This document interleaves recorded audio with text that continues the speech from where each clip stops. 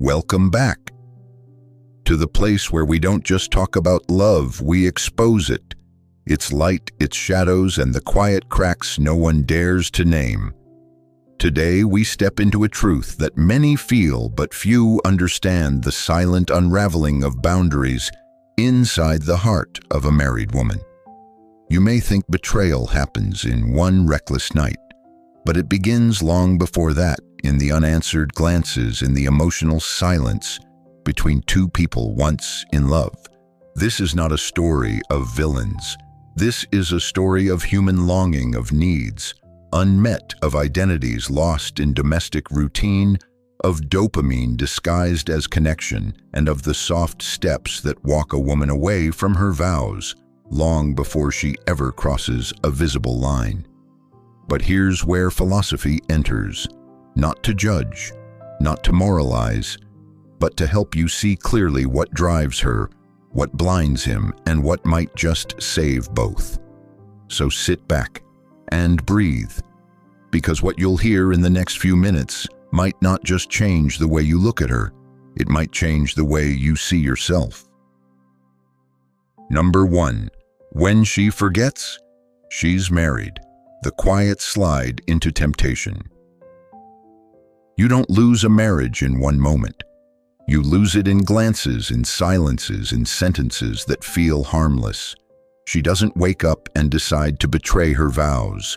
It begins with a look that lingers too long, a text she types too slowly, a laugh that feels too electric. This is not a story of bad women. It's a story of neglected needs, silent cravings, and unspoken resentments. And for some married women, temptation creeps in, not like a fire, but like a fog that dulls the lines, that makes just talking feel innocent, that makes attention feel like oxygen. The first truth we must face is this: the human mind, any mind, is vulnerable to temptation when emotional hunger is ignored, when routine replaces connection, when roles of wife and mother swallow the identity of the woman beneath. According to Stoic wisdom, Epictetus once said, "It is not things that disturb us, but our judgment about things. The judgment that her loneliness isn't a threat. The judgment that she can handle harmless interactions, until it's no longer harmless, until it changes her. A single message from a coworker, a compliment after months of silence from her husband. These aren't betrayals. Not yet. But they are doorways into emotional affairs, the kind more dangerous than physical ones, because they begin in the soul. And here's the thing about women: they rarely cheat because of lust. They drift because they feel invisible. And the moment another man makes her feel seen again, that's the crack in the foundation. You might think she's strong enough to resist, but strength means nothing when needs go unmet for too long. So what can be done? Not all affairs are born from evil. Most are born from neglect of self, of communication, of shared presence. The Stoic doesn't control others. He controls awareness. And in this case, awareness means recognizing when emotional disconnection turns into risk, when routine becomes resentment, when silence becomes temptation. If you want to protect love, don't police her actions. Strengthen the connection. See her. Speak. Be present, not out of fear, but out of value. And if you are the one tempted, remember Marcus Aurelius. The happiness of your life depends on the quality of your thoughts. And the quality of your thoughts depends on where you let them go when no one's watching. Number 2. The invisible loneliness inside marriage, when attention becomes a drug. No one talks about the quiet grief inside long-term love. From the outside, everything seems normal: two people under one roof, sharing dinners, raising kids, going through the motions. But somewhere between the I do and the day-to-day, something disappears. She used to be the center of his attention. Now she feels like wallpaper in her own home. He doesn't mean to neglect her. He's tired, distracted, focused on survival, not seduction. But her nervous system doesn't know that. It just knows one thing: she no longer feels seen. And that right there is where temptation begins, not with desire, but with deprivation. According to the renowned relationship psychologist John Gottman, the biggest predictor of divorce isn't conflict. It's emotional indifference, the absence of presence, the loss of curiosity, the decline of deep attention. So what happens? One compliment from a coworker hits different. One message from a stranger makes her pulse race, not because she's shallow, but because she's human. What she doesn't get at home, the world offers in subtle doses. And the irony, it often starts with something pure. Someone just listening, someone noticing her hair, her laugh, her dreams. It feels innocent, but it activates something ancient inside her, the part of her that still wants to be a woman, not just a wife, not just a mother, but wanted. This doesn't make her bad. It makes her incomplete in her own story.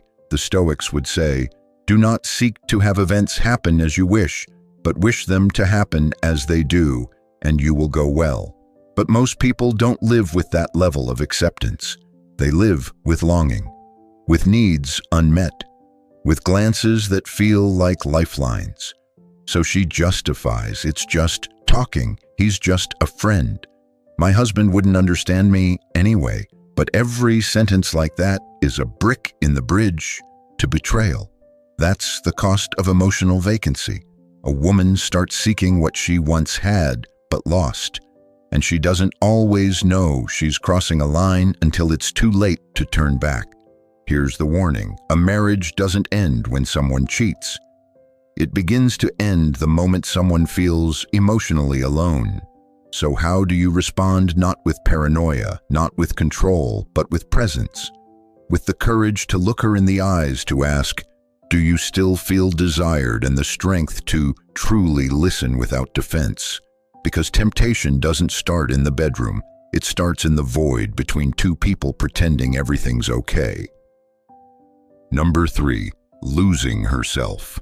When a wife forgets, she's a woman. She didn't mean to disappear. It didn't happen overnight. There was no dramatic shift, no single moment when she looked in the mirror and couldn't recognize herself. It was gradual, quiet, like waves softening the edge of a stone. One day she was a woman with dreams, opinions, and a fire in her eyes. Now she's a wife, a mother, a caretaker, a function, not a soul. And that's where the craving begins. Not for a man, but for herself. You see, marriage often celebrates unity, but forgets individuality. It rewards stability, but sometimes punishes novelty. In the rhythm of responsibilities, the poetry of passion gets silenced. She loves her family, she's proud of her role, but beneath the surface, something aches. Am I still me? That's where temptation sneaks in, not as lust, but as memory. A man compliments her painting, her music, taste, her intellect, not just her body. He talks to her like she's a whole person, not a schedule or a task list. And suddenly she remembers what it felt like to be seen without a title, to be fascinating, to be desired for her essence, not her duties. This is what psychology calls the Coolidge effect. The biological craving for novelty, for the unfamiliar, for stimulation that reminds us we're still alive. It's not about cheating, it's about feeling real again. So when she meets someone who sees the woman behind the roles, her body might stay loyal, but her imagination begins to wander. She doesn't do this to hurt anyone. She does it because she misses herself. And here's the Stoic warning: to be everywhere is to be nowhere. Seneca. When she spreads herself thin across roles, expectations, and other people's needs, she forgets how to be present with her own soul. And what is infidelity, if not the ultimate act of emotional absence? If you are a man in her life, this is your invitation. Don't just love her, recognize her. Ask her about her dreams, not just the grocery list. Hold her like she's more than a title. Remind her she's still a mystery worth unfolding, because if you don't, someone else might. And it won't be because he's better. it'll be because he speaks to the part of her you stopped looking for. Number 4, the self-deception game, when justification feels like justice. It always begins innocently, a message late at night just checking in, a coffee that runs longer than it should, a moment of vulnerability shared with someone who's not her husband, and then silence, not around her but within her, the voice that once warned her. This is dangerous grows quieter, because now she's not just crossing boundaries, she's redefining them. You see, betrayal doesn't always begin with desire. Sometimes it begins with a story, a narrative she builds to protect herself from guilt. It's just talking. We're just friends. My husband doesn't get me. I deserve to feel this. The Stoics call this the corruption of logos, the way we use reason not to elevate the soul but to excuse its decline. Seneca once warned we suffer more in imagination than in reality, but sometimes imagination is exactly where betrayal grows. Not in touch, but in thought. Not in action, but in justification. Here's what psychology understands and philosophy confirms. When our actions conflict with our values, the human mind scrambles to resolve the tension. It's called cognitive dissonance. And the easiest way to resolve it, change the story, not the behavior. So instead of seeing her secret chats as risky, she tells herself, my marriage is already broken. Instead of recognizing emotional betrayal, she reframes it as emotional support. She isn't lying to others, she's lying to herself. Not because she's cruel, but because the truth is painful. And the story makes her feel like a victim, not a villain. But here's what she doesn't realize. Every story we tell ourselves becomes a belief. And every belief becomes a decision. And every decision becomes a new identity. So now the woman who once thought, I could never, has already begun to become the woman who justifies anything. Epictetus warned, no man is free who is not master of himself. And that applies to women too. The moment you must justify your behavior in secret is the moment you must pause. Because if it's so innocent, why does it require so much explaining? So here's the Stoic truth. Infidelity doesn't start with seduction. It starts with a subtle permission. To feel seen, to feel alive, to feel justified. But the soul knows, and eventually the lie always costs more than the truth. Number 5, dopamine and the dangerous high. Why emotional attention feels like a drug. There's a reason she can't stop. Not because she's fallen in love, not because she's evil, but because her brain has tasted something it hadn't felt in a long time. Dopamine, the molecule of anticipation, the chemical of desire, and in the right context, it's the drug of betrayal.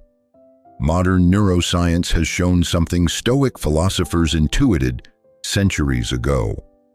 We are not ruled by reason. We are ruled by what we chase. Every notification, every glance, every good morning text from someone new, it's not just flattering, it's stimulating. The moment a woman's brain begins to associate that man's presence with emotional elevation, a feeling of being seen, wanted, exciting, she becomes neurologically hooked.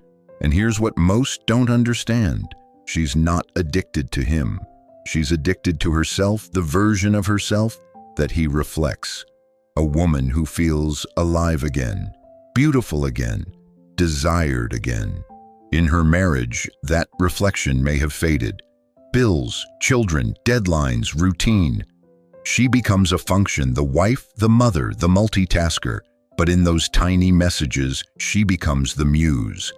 Dopamine doesn't reward what's good. It rewards what's new, unpredictable, and emotionally charged. Just like a gambler pulling a lever, she doesn't know if he'll reply. She doesn't know if he still remembers. But that uncertainty, that maybe that's the high. It's why she checks her phone at midnight. Why her heart beats faster at the sound of a notification. Why she tells herself just one more message and still feels emptier after. Marcus Aurelius warned, "The soul becomes dyed with the color of its thoughts."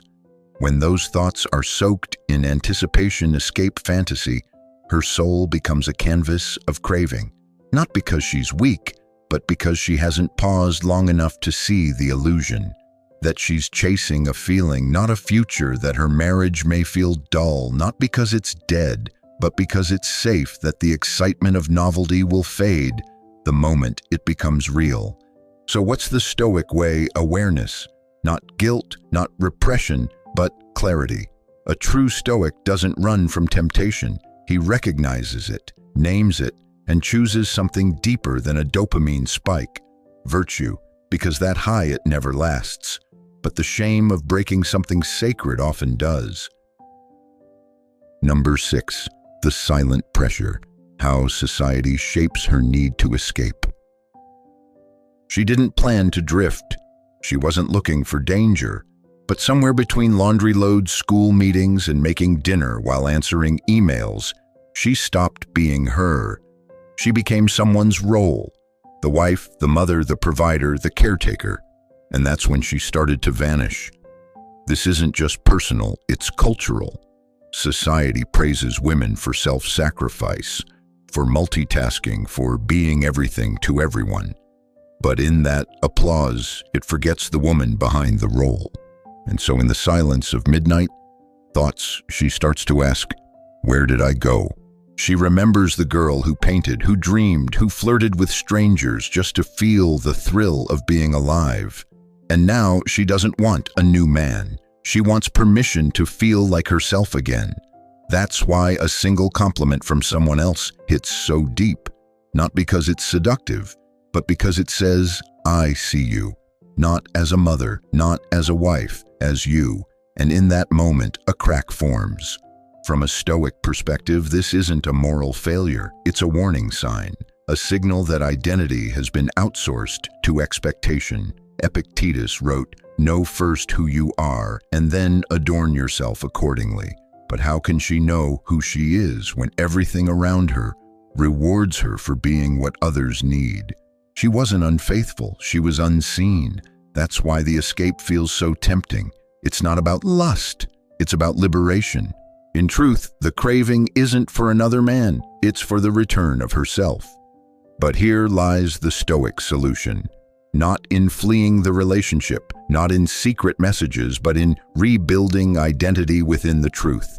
Because the moment she relies on external attention to feel real, she places her worth in something she cannot control. And as Marcus Aurelius reminds us, the happiness of your life depends upon the quality of your thoughts. If her thoughts are always shaped by how others see her, then her happiness will be shaped by their attention and lost the moment it fades. True power comes when she reclaims her value without performance, when she speaks to her partner, not as a role, but as a human being who still wants to feel alive. Because in that honest conversation, not only does she rediscover herself, but she gives the relationship a chance to evolve. Number 7, the point of no return. When the line has been crossed. There's always a first time, the first message that lingers too long, the first coffee that feels like more than just caffeine, the first lie, tiny, harmless, whispered not to deceive, but to protect the illusion that nothing's wrong. But that first time is the beginning of the last time something truly felt innocent. It doesn't happen all at once. Infidelity, emotional or physical, isn't a leap. It's a slow slide greased by justifications and lit by the glow of a dopamine rush that feels like aliveness after emotional numbness. And then one day she wakes up realizing her heart no longer beats for the man who sleeps beside her. He has become the third person in a love triangle she never thought she'd draw. This is the point of no return. In psychology, it's called the threshold theory. The moment when something once unthinkable becomes not only possible, but natural. The first time she lies and doesn't feel guilt. The first time she sees her husband's name light up the phone and feels annoyance, not affection. The first time she cancels a family dinner for work, But her lipstick says otherwise. From the outside, nothing looks different, but inside her the line has already been crossed. And now stopping would mean loss not of love for her husband, but of the new version of herself she's fallen in love with. The one who feels desired again, seen, important. And this is why Stoicism matters most at this point. Not to condemn, but to confront. Marcus Aurelius said, "Just that you do the right thing, the rest doesn't matter. But in this moment, the right thing feels like death. The death of this exciting version of herself. The end of the only part of her life where she feels free. So she justifies, and soon she believes the justification more than she believes the truth. He never loved me anyway. I deserve this. We were already broken. This is harmless. But behind each excuse is a deeper fear. If I stop now, do I disappear again?" And that's when a tragic shift occurs. The affair isn't about the man. It's not even about the marriage. It's about meaning, about identity, about trying to feel significant again before the routine swallowed her whole. The husband, meanwhile, senses it, but can't name it. He sees the eyes that don't linger, the phone always face down, the smile that used to be just for him, now reserved for someone else. And if he's not careful, he'll respond with rage or withdrawal, not knowing this is the final test of his masculinity. Not the muscles, not the income, but whether he can face this loss of control with clarity instead of chaos. The Stoic way is not to cling, not to beg, not to control, but to see things clearly and act from strength, not fear. This isn't just her fall, it's their crossroads. Will it end? Maybe. But even if it does, the lesson is eternal. That what begins in silence, in small steps, ends in avalanches. That love must be maintained, not just assumed. That passion is not found in escape, but in daily attention, presence, and truth. And if you're the one who's been left behind, remember this. You do not have to be destroyed by what she chose. You only have to decide who you will become next. As Epictetus said, it's not what happens to you, but how you react to it that matters. And now you know. Not all infidelity wears red lipstick or leaves traces in hotel lobbies. Sometimes it enters through polite laughter, through messages sent at midnight, through the slow fading of attention inside your own home. But remember, she didn't wake up one day and decide to betray. She slowly drifted, and no one, not even she, noticed the tide pulling her. That's why the Stoic man does not only guard his pride, he guards his presence, he protects the connection, he notices the distance while it's still repairable, not after it becomes irreversible. So if you're a man listening to this isn't a warning, it's a mirror. To ask yourself not just what she's doing, but where you've gone. And if you're the one who's been betrayed, you are not broken, you are awakening. You now see the truth beneath the gestures, the psychology behind the why. And with this clarity, you rise. As Marcus Aurelius once wrote, "When you arise in the morning, think of what a precious privilege it is to be alive, to think, to enjoy, to love. Do not beg for her to stay. Become the man she would have never dared to betray." If this message has awakened something in you, type "I see now" in the comments and subscribe to join a movement of men who lead not with anger, but with clarity, presence, and strength. This is Stoic love, and you've just reclaimed your power.